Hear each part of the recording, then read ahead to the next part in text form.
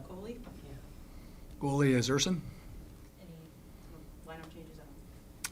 No lineup changes other than the goalies rotating around. With Matt Bay, now that you're more focused on the forwards, how much do you see more of his the little things, the little details that he has to his game, and how maybe impressed are you by them?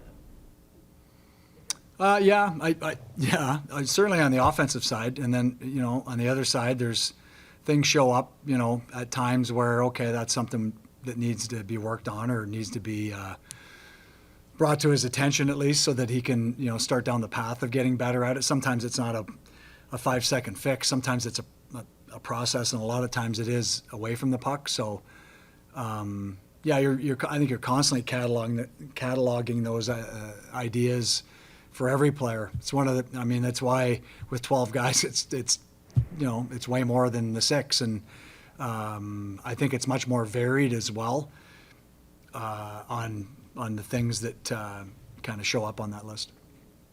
Do you appreciate maybe his vision a little bit? He just seems to see the ice maybe, or the play developing, maybe a play behind kind of thing, or forward. I mean. Yeah.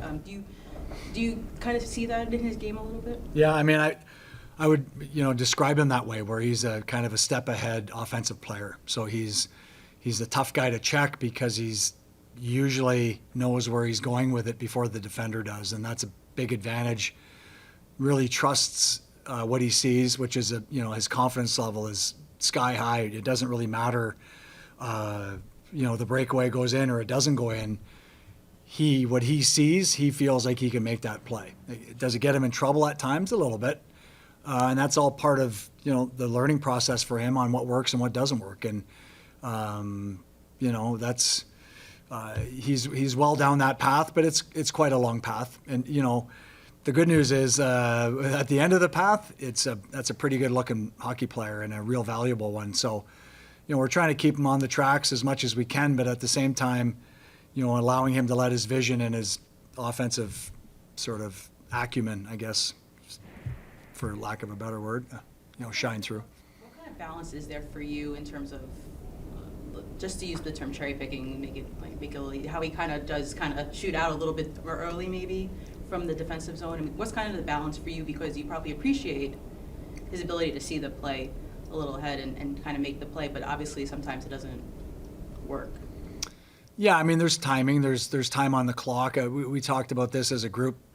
One of the first times I talked to them in this 9-game stretch, where I said, hey, I want us to be a little bit sharper as relative to the score, the time on the clock, who you're against, who you're with, and also how tired is everybody. And, it's something we've showed clips maybe almost every game now, regarding one element of that can make us a little bit better. And so I don't mind him shooting out when we're down a goal or two, for sure. When it's tied or we're up one late, I'd like him to maybe measure that a little bit and not take off quite as quick.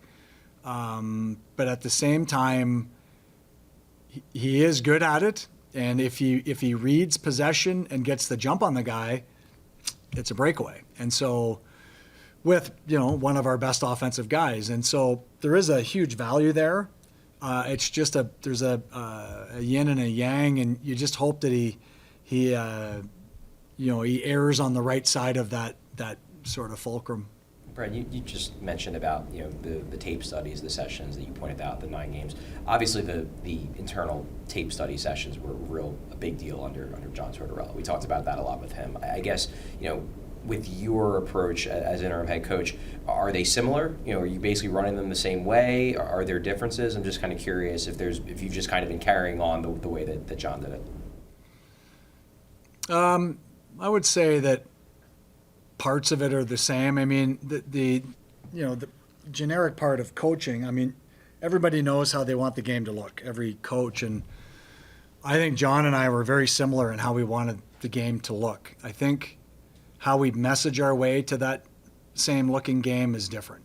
And I think you could probably say that about most coaches in the league. They're going to use different words, phrases, timing.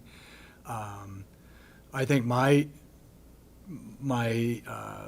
little bit hamstrung where,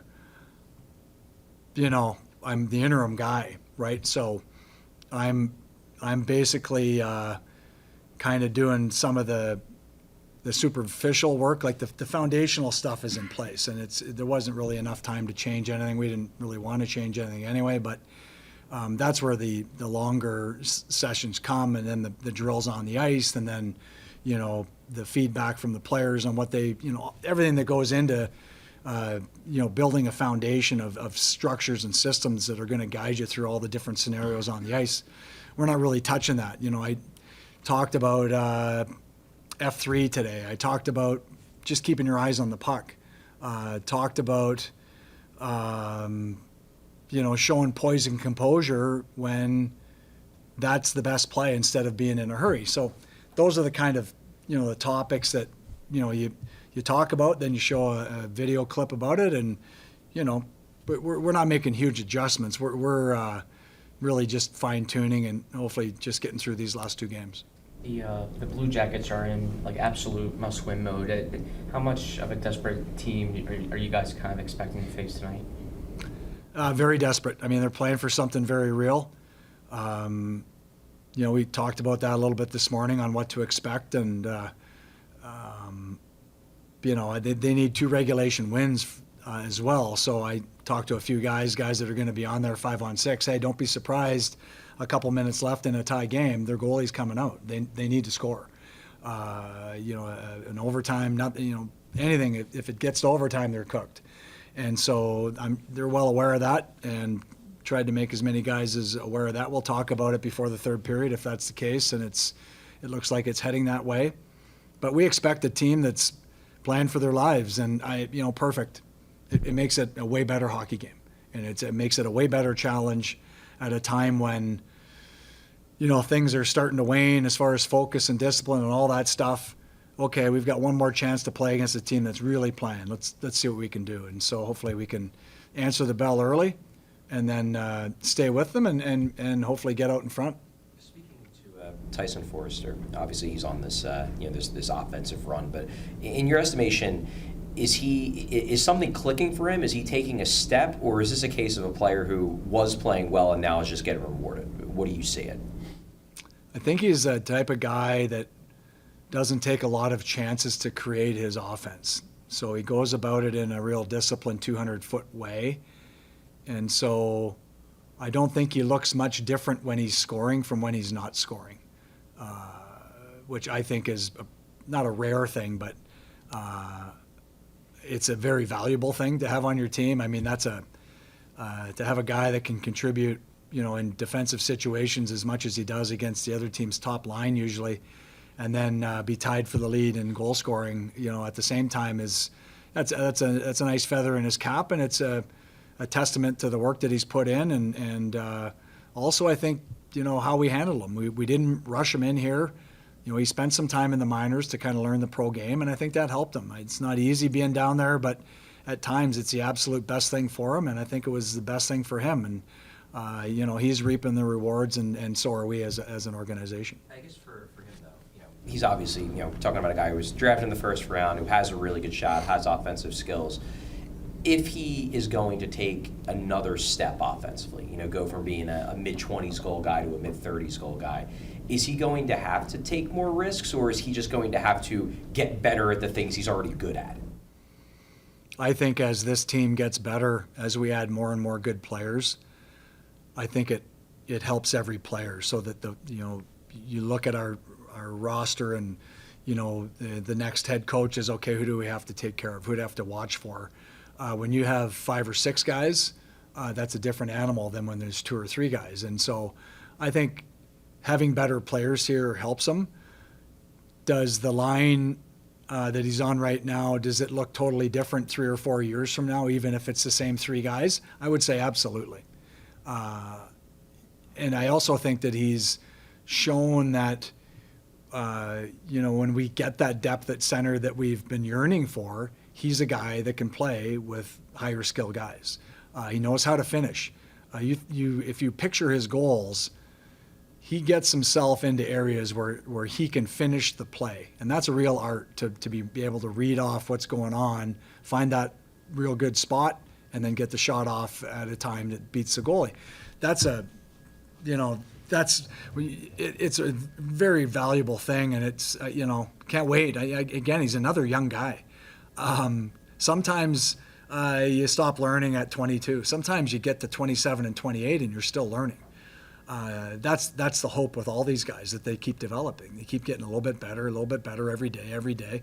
And before you know it, you've got 4 or 5 fantastic hockey players, and now you're contending, and now you're a team that other teams are concerned with. I mean, that's the goal. We're not quite there yet, obviously, but he looks like he can be a piece of a really good hockey team. Where exactly he fits in, that'll be determined in the next 2, 3, 4 years for him. But to have the scoring touch that he has at his age, along with the 200-foot game, pretty rare package. I remember when he was drafted, the shot was his biggest strength, but it seemed like maybe it took him a little time to get it off. It seems like he's working a little bit on just trying to get it off quicker. Do you know if that's been an emphasis for him? Yeah, for sure. And if you picture some of his recent goals, sliding on the ice 5-hole before the goalie's ready. Yeah. It's not a great shot, but it's a great shot because it's quick and the goalie's still moving. That's the I showed Carson the first time he had a puck in Montreal, just couldn't get it off quick enough. I mean, this league is ridiculously fast. So when you think you have a chance to put it on net, that chance is gone before you know it. And so all of that learning of that pace of the game and the pace of the defending, that's helped Tyson to this point, and it's going to continue to help him down the road. Excuse me, with Noah Cates, I think it was, he kind of fell into the center position back when Sean Couturier was out, and he wasn't sure last year if he was a winger or a center. And how do you see his season, and how, I guess, impressive is it with him also how he's kind of really grasped that center position? Well, for Noah, I don't think there's a lot of guys in the league as a group that take as much pride in their defensive game as he does. I thought for a pretty good stretch this year, he might have been one of the 4 or 5 hardest guys to play against in the league. That's again, the work he's put in, the patience he's had, being out of the lineup, having to work his way up the lineup. I just think he's let his play do the talking for him, and that's he's a guy that doesn't do it with flash. He's a guy that does it in the trenches and in the one-on-ones, and great example guy. I try not to show them on video because it's easy to show them on video. There it is again. Look, they're doing it the right way. Oh, there it is again. Well, I'm trying to find other guys doing it the right way to sort of spread it around. But if you want to know how we're supposed to be playing, just watch Noah Cates. Just watch his body position in a one-on-one. Just watch where he puts his stick. Just watch the effort he puts in when there's a breakdown. Just watch how he picks a teammate up after a tough shift. I mean, this guy's an unbelievably valuable guy, not just on the ice, but in the room. And I think as he gets more comfortable in his own skin, I think he's going to earn the right to say what's on his mind as well. He's a pretty quiet guy right now. I'm excited about him. He's going to be a new father this summer. That's, it's fantastic. And there's nothing like that. He's at the cusp of his career where you can get really excited again about him, looking down that 3, 4, 5 years, and then even out past that. So, come huge strides this year. He's a proud guy. I know he wasn't happy not playing early and getting pretty limited minutes early. And what he did was he showed that he wanted more, and he did it the right way. And I love guys like that on the team. I think they're fantastic examples. His work ethic is second to none, and that's just not on the ice. That's in the locker room. It's in the training room. It's in in the summer. So I got a lot of time for Noah Cates. Easy guy to put on the ice. Real easy guy to root for because he does so many little things well. He sets a good example for guys to fight through that adversity, and you're almost like proud of him because Absolutely. he did. And I think Garnett's another guy, the King Clancy nominee. Exactly. He typifies what that word's about. He leads on the ice, full sacrifice, those 2 big blocks in the third period in Ottawa, and then what he's done for first responders in the area in the couple of years he's been here. He's another guy that leads by example. I don't think you can have enough of those guys in the locker room, and they're very valuable to us, and I'm real happy that he was nominated for that.